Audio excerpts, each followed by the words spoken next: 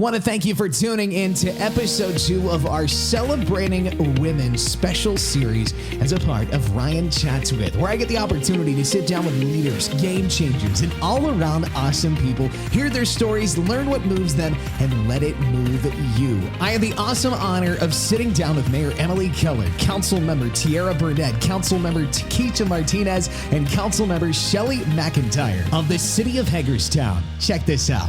Well, hey guys, thank you so much for watching this special edition of the Ryan Chats With podcast. We are celebrating women in the month of March, the incredible game changers, pioneers, trailblazing ladies who are making moves not only in this community, but all around the globe. This week, I've got the honor to be able to talk with members of my community right in my backyard that are just true game changers. And not only are they right in my backyard, but they are running my backyard. They are members of our city council and, of course, our mayor of the city of Hagerstown. So it's my honor to bring on Mayor Emily Keller, Councilperson Shelley McIntire, Councilperson Takisha Martinez, and Councilperson Tiara Burnett. Great to have you guys on this morning. Thanks for having us. Absolutely. Again, like I mentioned earlier on, would love this to just be an awesome open dialogue. I want to hear each of your stories as well as, what moves you guys, what inspires you guys, what your role models are, and just, how you guys are shaping, just inspiring not only the children and the youth of this area, but the women of the community as well. So I'll go ahead and just start with our first big question here. What is your story? Everybody kind of has a story of the process that they've gotten into public office or they've gotten into their position in the world of business and the nonprofit world as well. So I'll start with you, Emily, in a, I guess, podcasted down version, since, I feel like with all 5 of us, we could probably talk for several hours. But Mayor Emily Keller, what is your story of how you got to where you are? So I opened a business back in 2014, and I was involved in the community and just really starting to see things from a different angle, from a different perspective, running a small business and getting involved with the chamber. And I started paying attention to local government because so often we get kind of wrapped up in national politics. And I realized how all politics start local. And when you looked around at Hagerstown government and Washington County government, it was all old men. And I thought, wow, there's such an extreme lack of diversity and no women really involved. And so I thought it was important to kind of give young people a voice and inspire people to get involved in the community. At that same time that I was starting to think and be encouraged to maybe run for local office, my best friend was struggling with a drug addiction. And I really watched as the system failed her over and over again. And here, the United States was facing this huge crisis. And I felt like locally, we weren't really talking about it and that the county was kind of pretending it wasn't happening. And so I used that as my motivation to want to give her a voice and just be more active in the community and hopefully inspire other people to step up and do things. So I ran in 2016 to become a councilwoman and thankfully had the opportunity to do that. And then in 2020, I had to decide if I wanted to run for council again or if I wanted to run for mayor. And it was a big decision because I was losing my vote if I ran for mayor and won, but my 13-year-old daughter kept encouraging me to do it. And she knew I would be the first woman mayor. And she kept saying, Mom, you got to do it. Mom, you got to do it. And how do you tell your kid no? So thankfully, the people of Hagerstown believed in my vision and voted for me. And here I am. That's awesome. I mean, that's incredible. Not only are you the mayor of the city of Hagerstown, but of course you run your own small business. And of course, you are, responsible for Washington Goes Purple, along with a team of incredible members of the community that are driving that nonprofit as well. Tell us a little bit about that.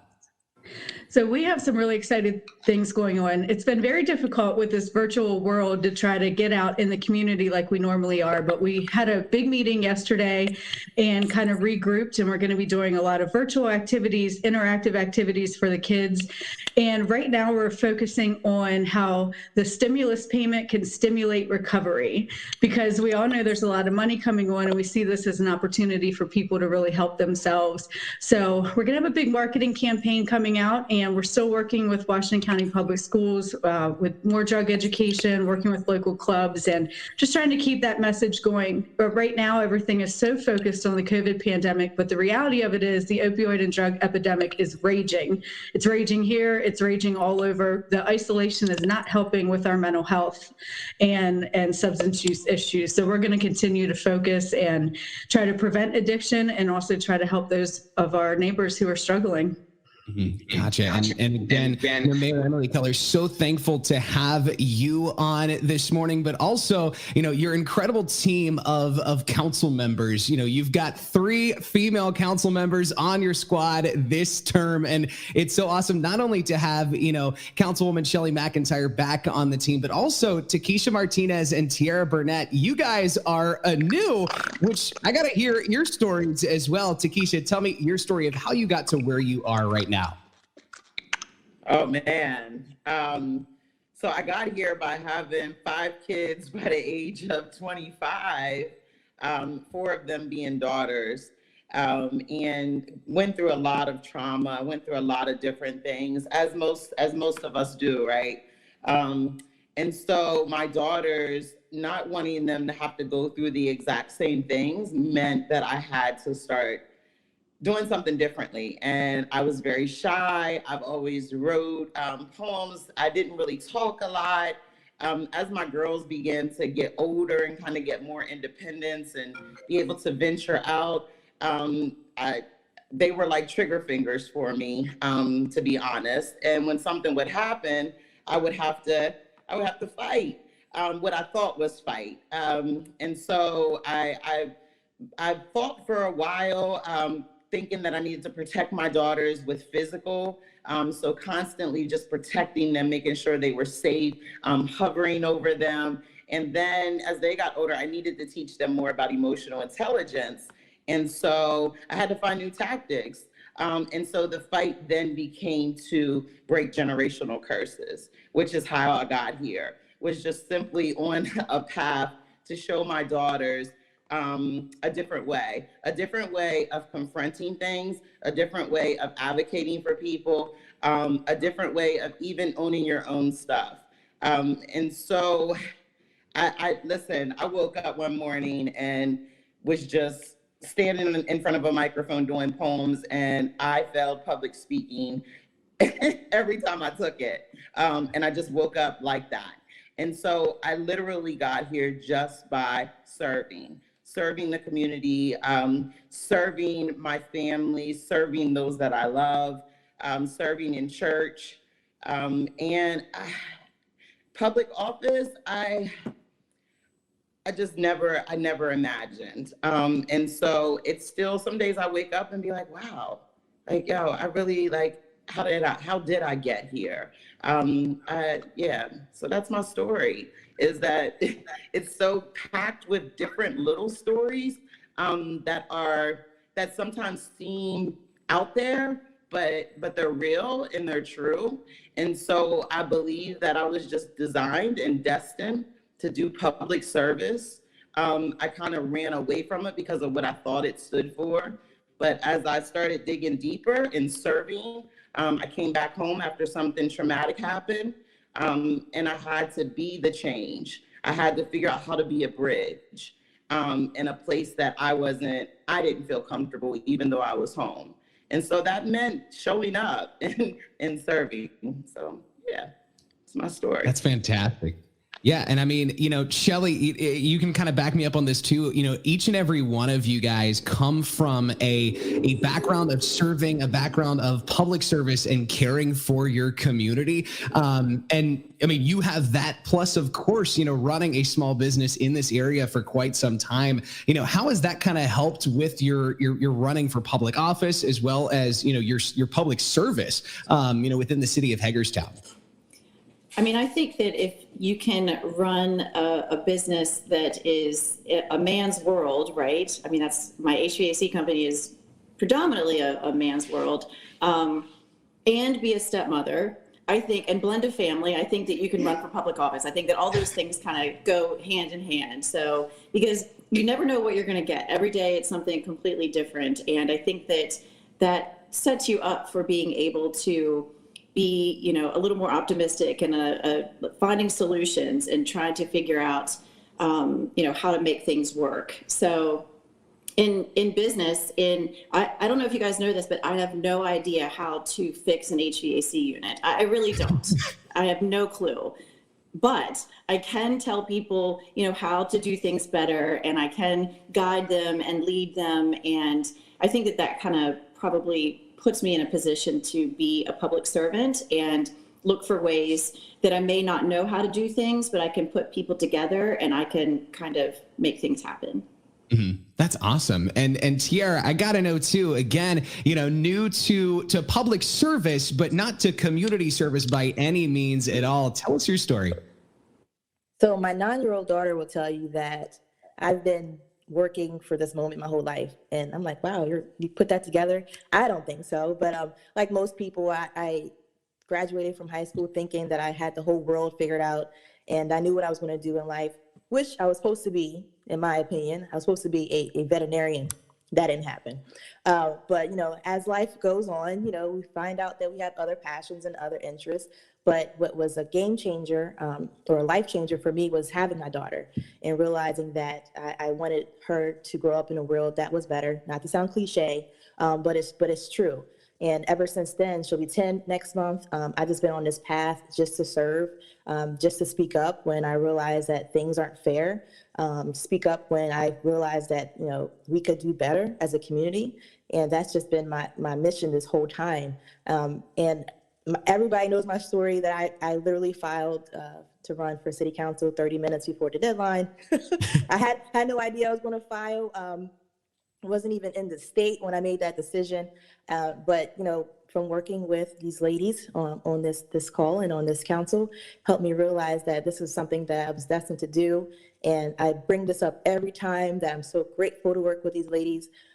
They have been really great supporters in my past life since I was a teenager. Takisha was my teen coach back at Boys and Girls Club days. And I've been on panel discussions with Emily for the last couple of years. And Shelley's been really involved with my family, with other initiatives we have going on. So this all came together. It was total full circle. And I guess in the sense that I'm talking out loud, Shala was right, my daughter. So she's smart. That's awesome. I mean, it's all in the family. And I think what you've really spoken to is that, you want to be a great role model to her and set a great example for her as well. So I got to ask you kind of first for this one, who was a woman that stood out as a role model to you, whether it was somebody that was a part of your family, somebody in history that, growing up continued to kind of inspire you in growing to be where you are right now and may continue to inspire you as well? Well, I grew up in Bethel Gardens, that's in the Jonathan Street area, and Miss Ruth Ann Monroe was that model for me. I was the first recipient for the high school scholarship back in the day. I think it was like $500, which was huge.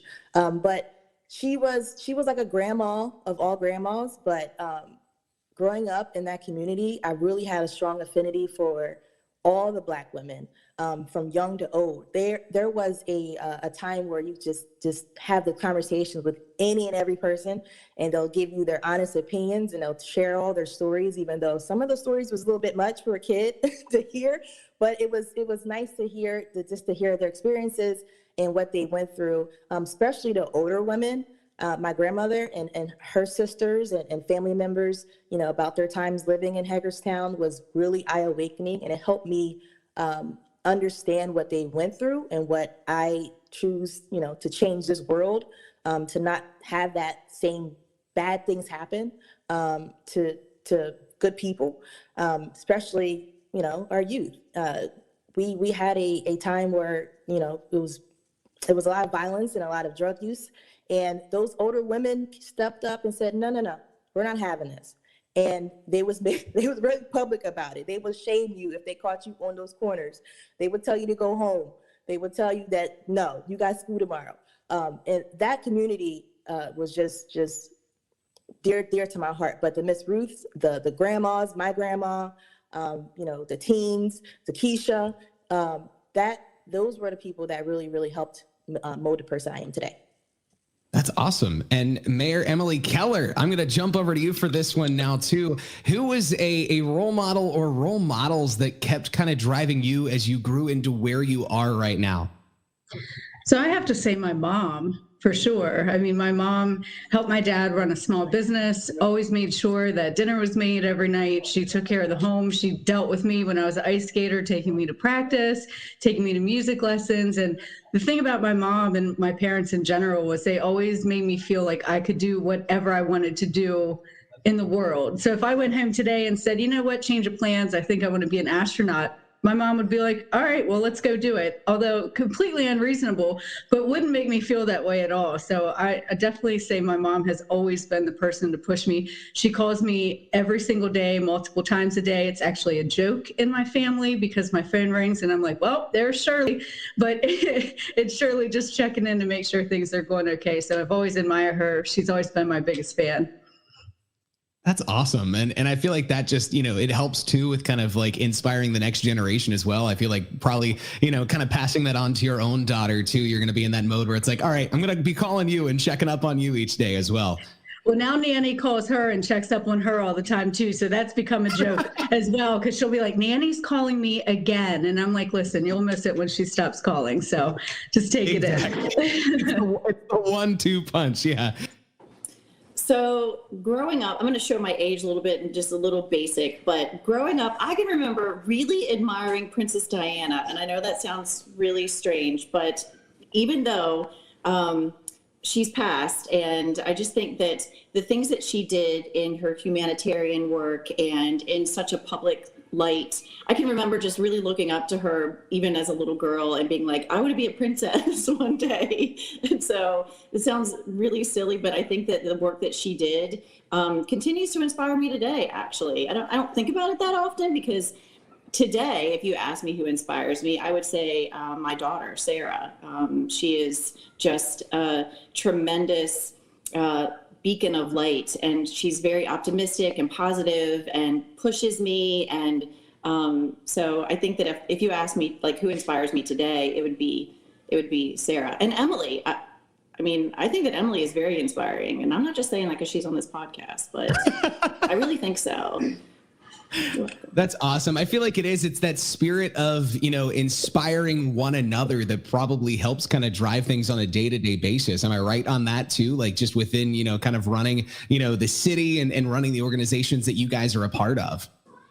Yeah, I think that every day it changes, right? It changes all the time. Who inspires Shelley, you today? how many times a week do I call you? I probably, I call Shelley like 3 times a day. I'm like, oh my gosh, these emails or whatever, but we feed off of each other. It works. It's that solid energy and enthusiasm and just kind of being able to, support one another, on a day-to-day basis. And Takisha, we got you back on now. So who is a role model that kind of inspires you on a day-to-day basis? So I think role model, it has to be sisters. I had a family that raised me that I was the youngest, and there was a 10-year difference in between me and the next sibling. But then in my birth family, my real mother, I was the oldest, and there was a 10-year difference in between me and my next sister. So I kind of had the best of both worlds. I could take everything that I learned with the Turner family and with my older sister. She was a great big sister. Her name was Catherine. She was amazing. She was 10 years older than me. I thought she was the prettiest woman in the whole wide world.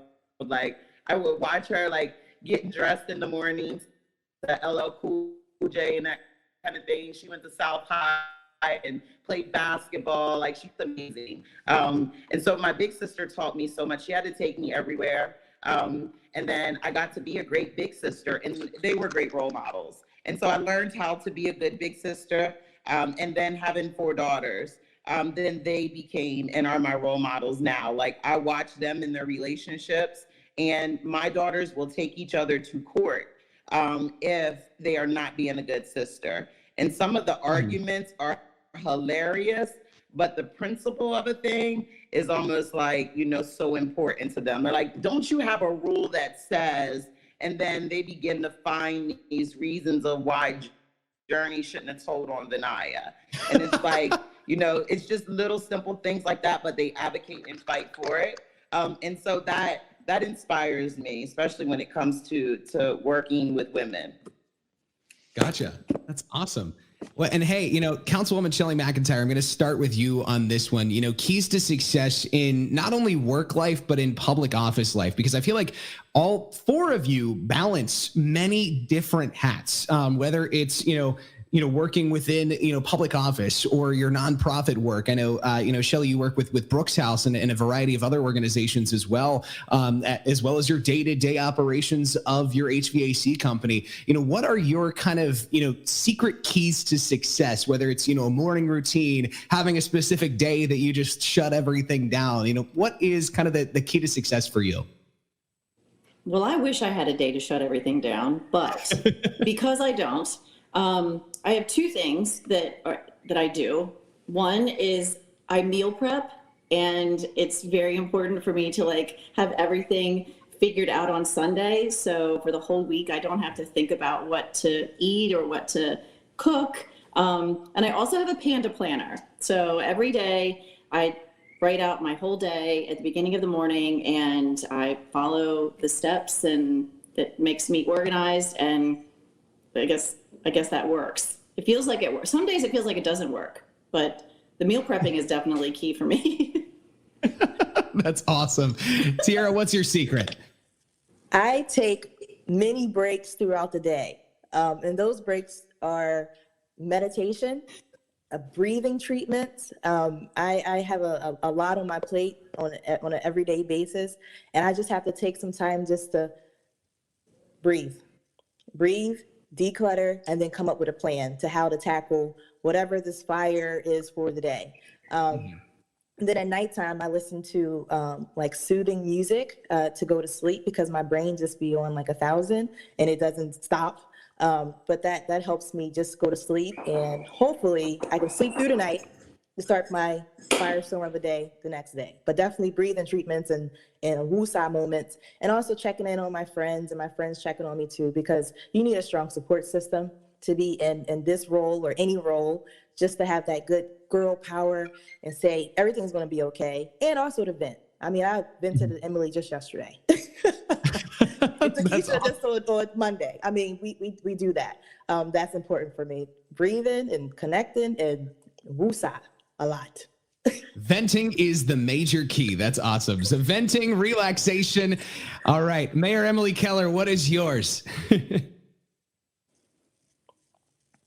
Mine, I would say, is the exact opposite of Shelley's. So my world is organized chaos. I thrive under pressure. So I have tried planners. I have tried all of those organization techniques. I have tried meal prepping. It just does not work for me. I'd say for me, I try to take time to get lost in music, because that's kind of how I reset.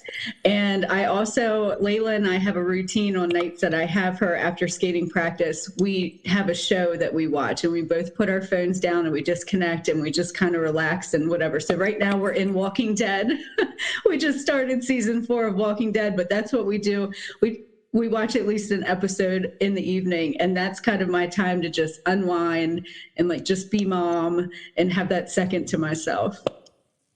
Right on. And Takisha, what are your keys to success, whether it's a relaxation day, a certain show that just kind of, helps keep things going day to day? I like to cook, and I have a lot of kids that like to eat, and they all like to eat different things. There's 2 that don't eat onions. There's ones that don't eat this. They don't eat potatoes, or don't eat corn on the cob, that only eat corn. And so I like that. I like cooking. So yesterday I got to shut everything down, off, and turn on the grill and cook for my daughter's baby shower.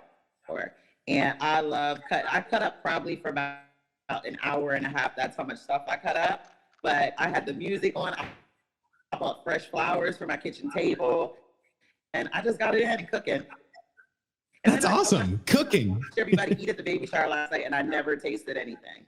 So, but yeah, and doing laundry. I like to do laundry. I like it. It's all in the magic of the cooking and just seeing how it will all kind of, go down and transpire. That's awesome. So, obviously, working as a city council and, as mayor of Hagerstown, part of your role is kind of raising up the young women of the city and the young women of the community and kind of being that inspirational kind of beacon, for all of them, during the course of your term. So I'd love to know, how are you as a council and as mayor working to inspire and raise up the community, with regards to youth and with regards to young women? And I'll start with Shelley. You take this one.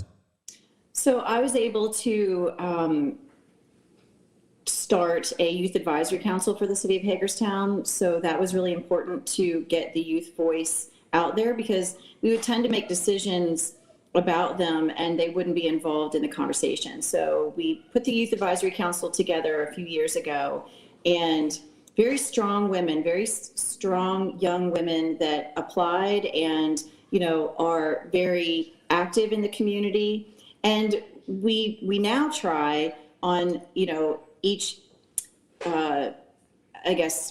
issue that we have that involves the youth, that we try to get them involved. So we try to make sure that we're thinking about it and encouraging them to get involved. So I think that the Youth Advisory Council is probably something that I'll continue to, build and work on, because there's a lot to do.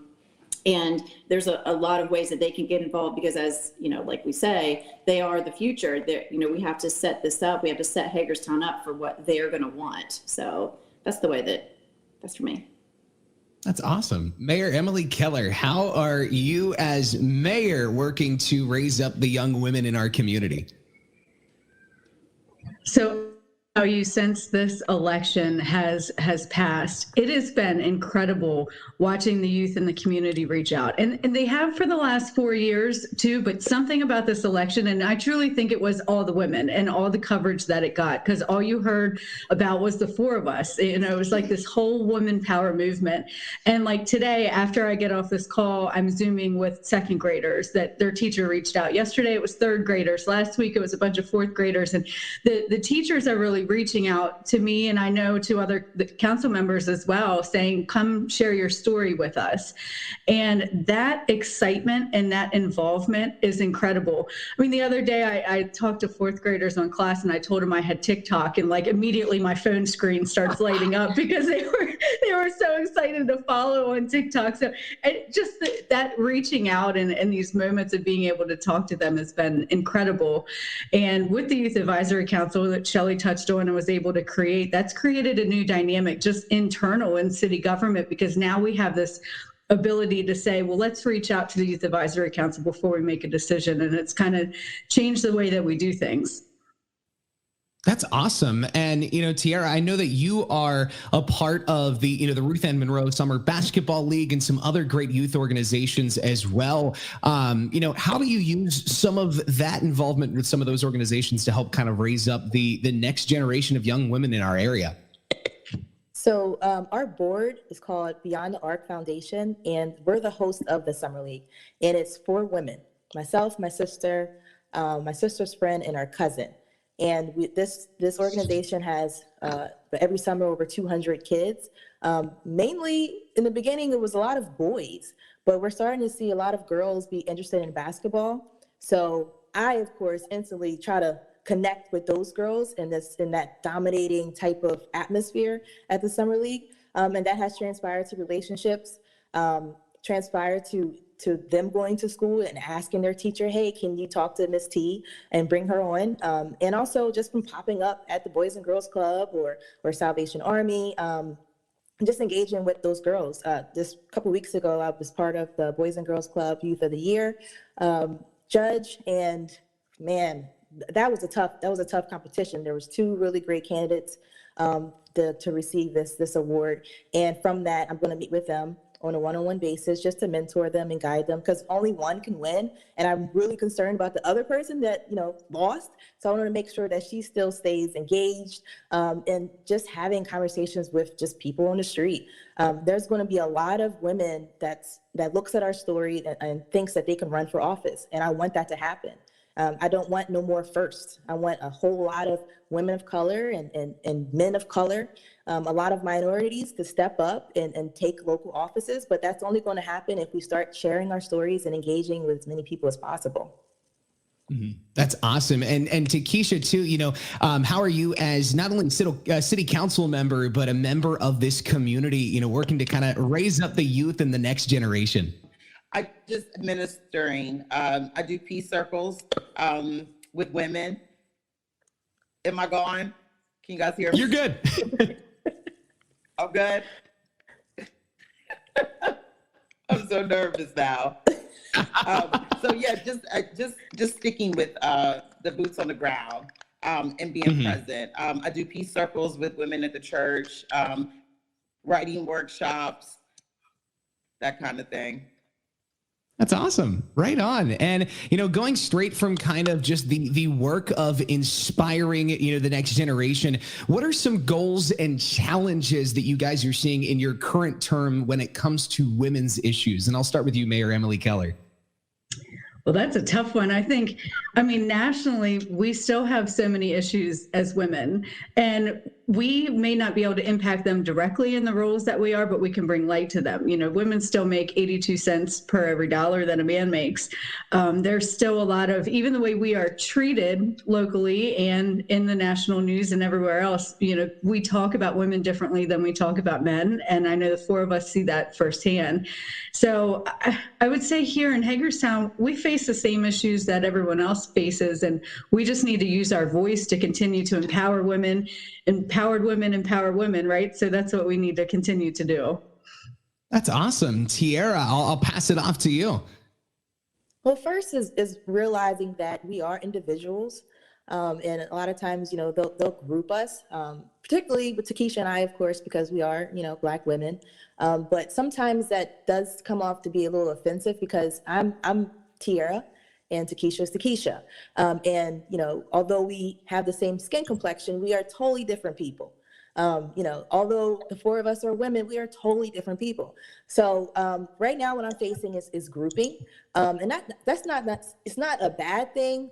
But sometimes it's like, if we all would agree on something, then it's like women against the men. You know what I mean? And that's not always the case, just that sometimes we want to all vote for yes. And sorry, Mayor Keller can't vote, but I'm just saying, in the hindsight, it's like women ganging up or women told that they're emotional, or women being told that, in my case, I'm a angry Black woman if I raise my voice, and which is really hard for me to do, but I've been painted as such, or aggressive, or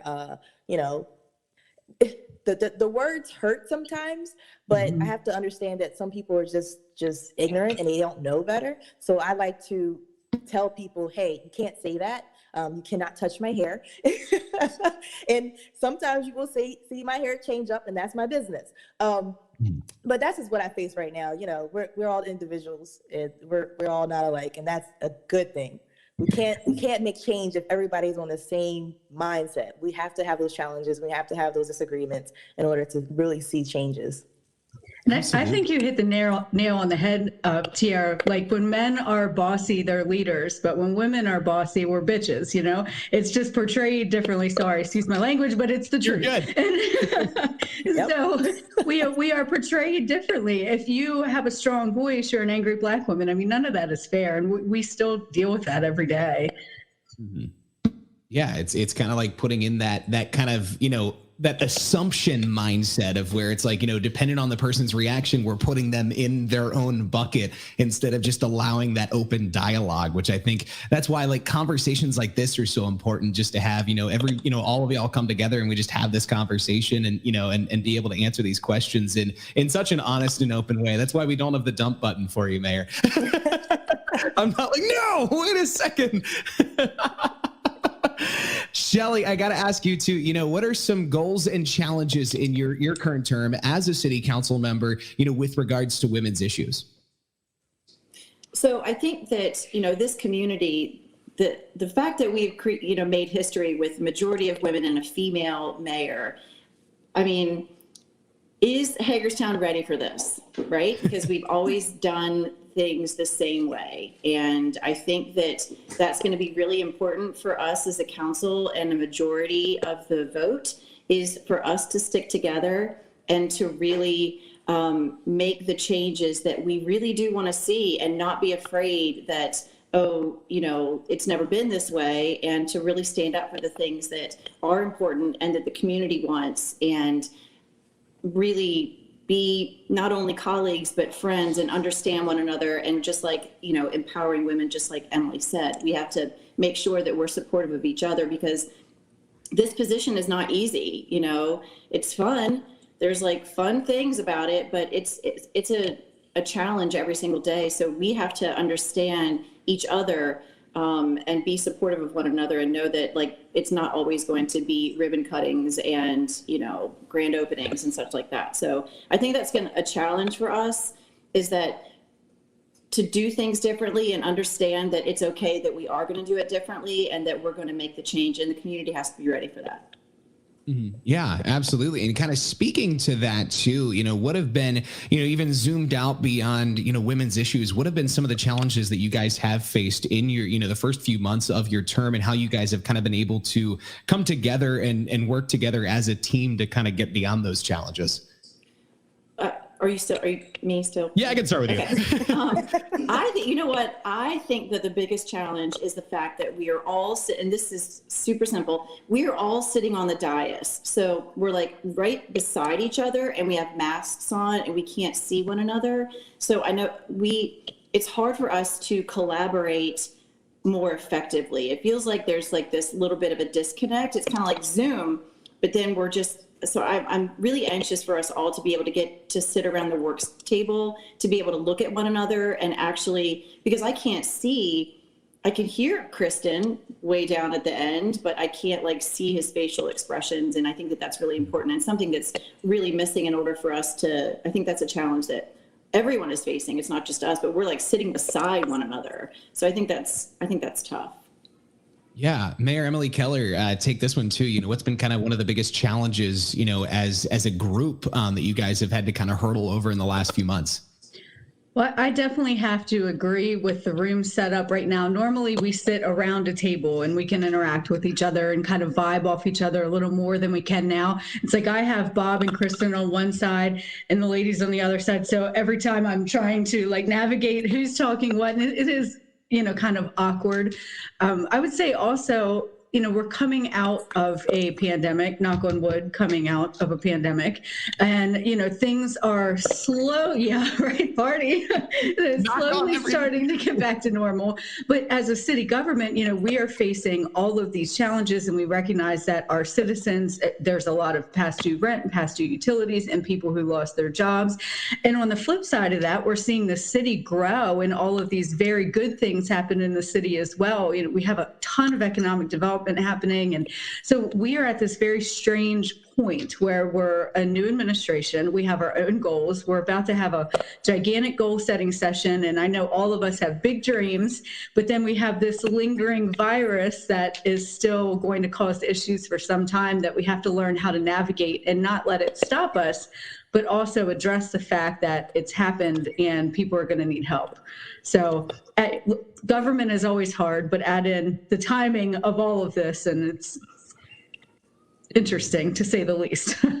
Yeah, absolutely. And, Tiara, it's your, first term, serving on the city council. What has been kind of the initial challenges and hoops that you've kind of had to jump through over the last couple of months? It's getting to get caught up on everything that's been happening in the last hundreds of years.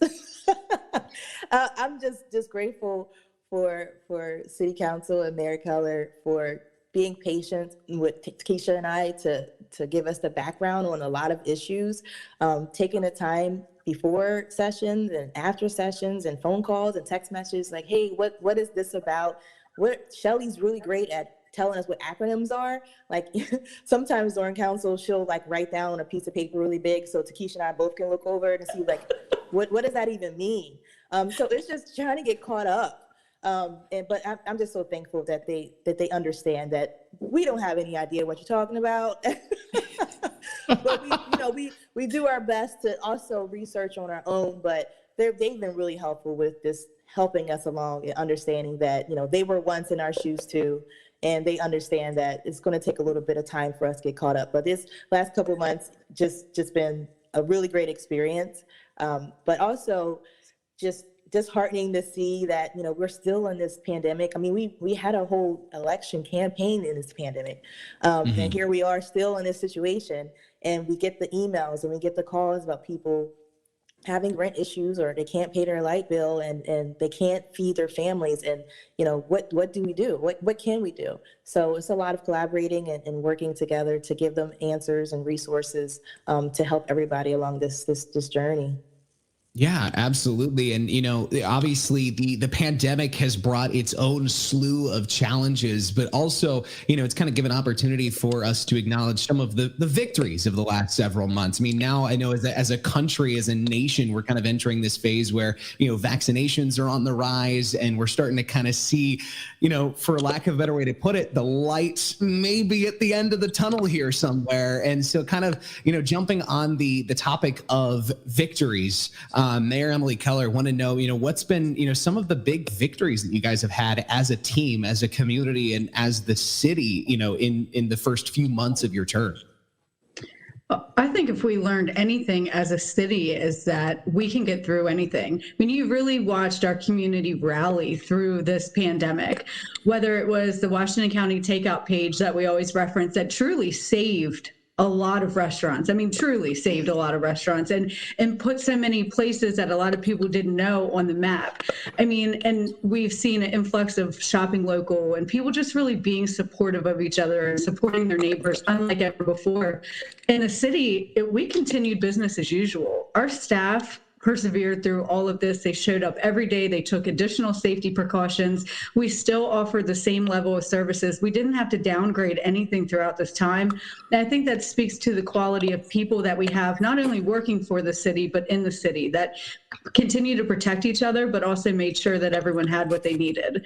And I mentioned economic growth before. Our economic development team is on fire. And you would think during a global pandemic that things would be coming to a screeching halt, but it's the exact opposite in the city right now. We really have a lot of good growth happening. So I think we showed our grit and determination, and it's inspiring for moving forward. That's awesome. Shelley, what are some big victories from the last couple of months? So I don't know if you guys know this, but we're building a skate park. And that is a huge victory. It kind of, the idea started, in the prior administration, but it's actually going to happen. And I think that to be able to do a big project like that in the middle of this pandemic is pretty tremendous. Like that the community came together and it's been incredibly supportive. Staff, Parks and Rec, I'm pretty sure they want to cut me a lot because I keep getting them involved in a lot of projects. So I think that's really exciting for something so big for our community to be able to come together in such a trying time. Yeah, absolutely. And Tiara, biggest accomplishment, big victory from the last couple of months? Well, Emily and Shelley mentioned them all. I mean, I had no idea how well the city was, how well the city ran itself, how the staff is so involved and everybody knows their role, everybody knows their job, and they only come to us when they need, approval on big ticket items. But other than that, there's no micromanagement that's needed from us. Everybody knows what they're supposed to do. And like Emily mentioned, the city was still running. There was minimum impact from the pandemic as far as city operations.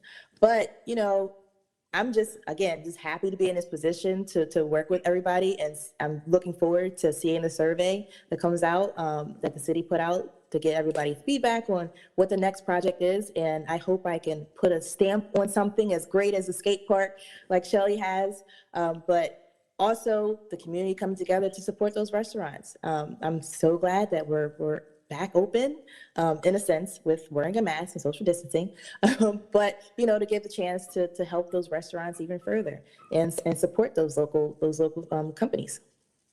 That's awesome. And, to wrap this up, each time that I do one of these interviews this month, the one thing that I've really been pushing is the advice factor. What is that word of advice that just struck you and has kept you going over the years, and the word of advice that you would pass on to others, whether it's the next generation or just, anybody kind of in your circle. So my final question for each of you is, what is that word of advice that you would give to a young woman who's inspired to want to follow in your footsteps? And I'll start with you, Emily. So I have "To thine own self be true" tattooed on my wrist. Unfortunately, now it just kind of looks like a big old black blob, but it did say "To thine own self be true," and I know that at least. So that is, I got it tattooed there so I see it all the time. And whenever I have to decide if I'm making the right decision, I have to ask myself, am I being true to myself? And I think that's why I've gotten where I'm at. And even if someone tells me I'm making the wrong decision, if I can look at myself in the mirror and know that I'm being true to myself, I know it's the right thing to do. So that is the ultimate advice that I was given. Shakespeare wrote it, and I would tell everyone to just be true to yourself. That's awesome. Shelley, what is the biggest word of advice that you would give to somebody who, is inspired to follow in your footsteps, whether it's, working in the private sector, the public sector, or, in public office? I would say that even when the others don't do their part, that it's still up to you to do yours. Ooh. That's a big one. Right? It's huge. Got to carry the weight. Yeah. That's awesome. And Tiara, finally, what is a word of advice that you would pass on to your next generation? To be bold, to be fearless, because if you're just complacent, nothing's going to happen. You have to challenge yourself. You have to step out there and be the role model that you wish you had growing up. And I every time I get this question, my answer changes because I have so many ways of telling someone of my advice and wisdom. But for today, is be bold and fearless. It's going to be different tomorrow if you ask me that again. Awesome. Well, we're going to do the same exact thing again tomorrow morning. So I'll ask you that. No, I'm just kidding.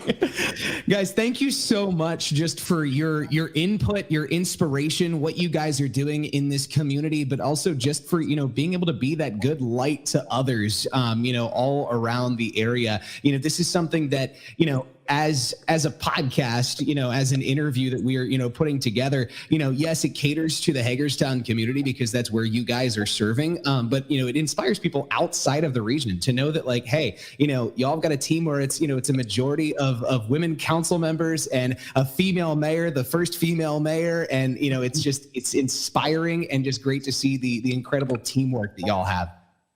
Thank you. Thank you so much. That really means a lot, Ryan. Well, thank you again to Councilmembers Shelley McIntire, Tekesha Martinez, Tiara Burnett, and the Mayor of Hagerstown, Miss Emily Keller. So awesome to be able to have this great conversation. They are leading the way and making moves right here in Hagerstown, Maryland. So thank you again to them for allowing me to chat with them for a little while this week. And thank you for listening, whether you're listening out on Apple Podcasts, Google Play, Amazon, Alexa, or on Spotify, or right here on our station Facebook pages. Thank you again for listening. God bless. Peace out, Girl Scouts. I'll catch you again coming up next week for another episode of Ryan Chats With.